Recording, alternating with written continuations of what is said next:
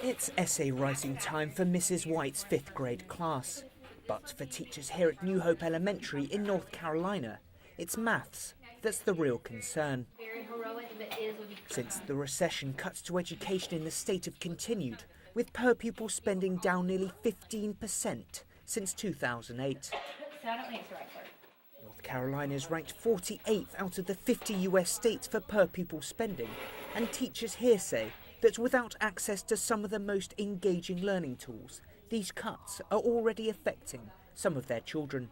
I already have students that have left here and are at the middle school, which is a lot more difficult and challenging, and they're already talking about dropping out. They're already getting involved in gangs and drugs. And it's not just the kids that are suffering from these cuts. For teachers in North Carolina, wages remain a serious issue, with many of the most gifted and dedicated educators dropping out of the profession. Michelle Parker's been a kindergarten teacher at New Hope Elementary for 22 years, and she says that stagnant wages aren't her only concern. Everything in our classroom we purchase ourselves. And when I leave and retire or stop teaching, everything goes with me. And I just don't think that's a good move for schools to not invest in their classroom books and supplies, manipulatives for the students. As teachers continue to grapple with the effects of these cuts, experts say there are longer-term issues to consider too. And with many children being denied access to the best learning resources, a fear is that this will have an impact on their ability to reach higher education and find decent jobs. And as the demand for skilled workers across the country grows, this could have big consequences for the US economy. It's really important for society to keep the eye on the importance of education in driving economic growth in the long run. Investment in human capital is just critical.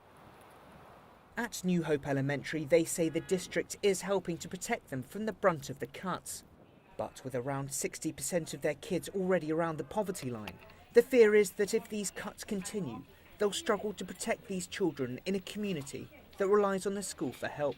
As the pressures of the community come on, the kids will show that. It's harder to focus on becoming better when you're so worried about meals or what's going to happen to you as a person, and you stop dreaming. And I don't want to take that away from the kids. Now you need to finish that sentence. And if they stop dreaming, teachers fear many of these kids won't manage to escape this poverty trap that many of them are in. Teachers at schools like this one in North Carolina say they not only want to see a stop to cuts, but feel a cultural shift is needed.